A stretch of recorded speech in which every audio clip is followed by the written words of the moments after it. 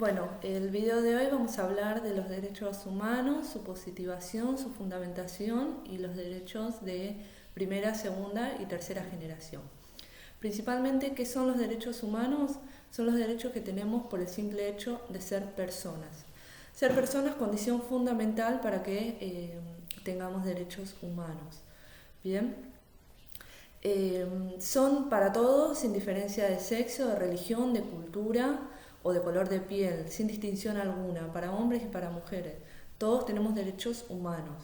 Dentro de los ejemplos que encontramos en los derechos humanos tenemos el derecho a la vida, el derecho a la igualdad, a la libertad. Están plasmados en leyes y en la Constitución Nacional Argentina.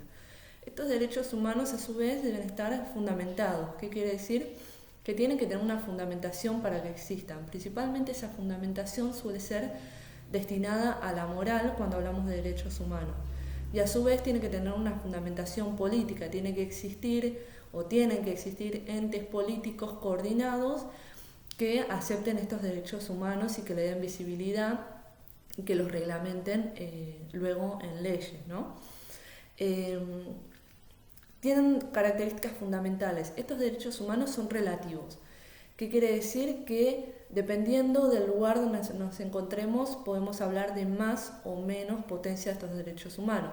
No es lo mismo hablar de derechos humanos en Argentina, en la actualidad, en el 2021, que hacerlo en el Medio Oriente con los conflictos que se están viviendo actualmente. No es lo mismo el derecho humano en un lugar que en otro, y eso depende de la sociedad y de la política. A su vez tiene un carácter histórico, es decir, que se han adquirido progresivamente. La sociedad va progresando a lo largo del tiempo, se va transformando y se va adaptando a las diferentes condiciones sociales que debemos enfrentar. Entonces los derechos humanos y los derechos en general también se van a ir adaptando a la sociedad y a los cambios que se generan.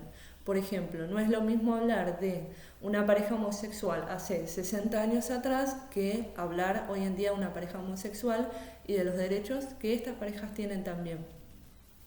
A su vez, es necesario la positivación de los derechos humanos y es importantísimo. Positivizar los derechos humanos significa plasmarlos por escrito.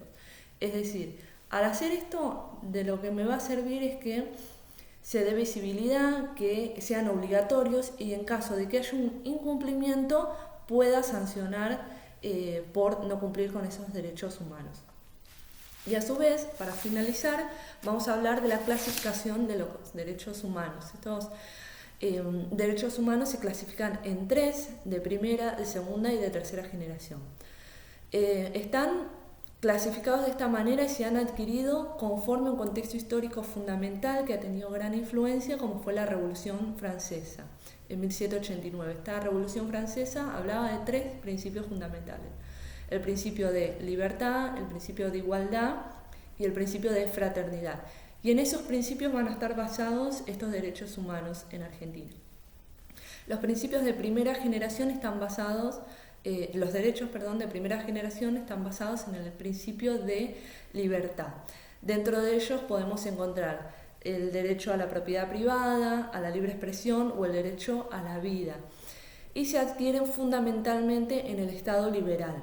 Después tenemos los derechos de segunda generación basados en el principio de igualdad. Son propios del Estado intervencionista en Argentina.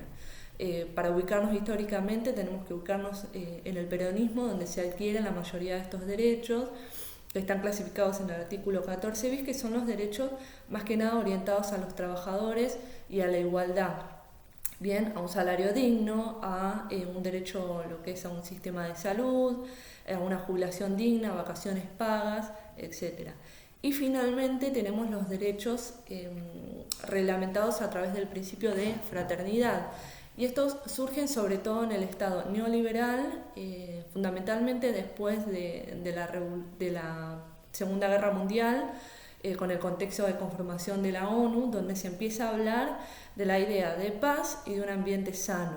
Y de ahí surgen o se estructura la mayoría de los derechos al ambiente sano que existen en la actualidad.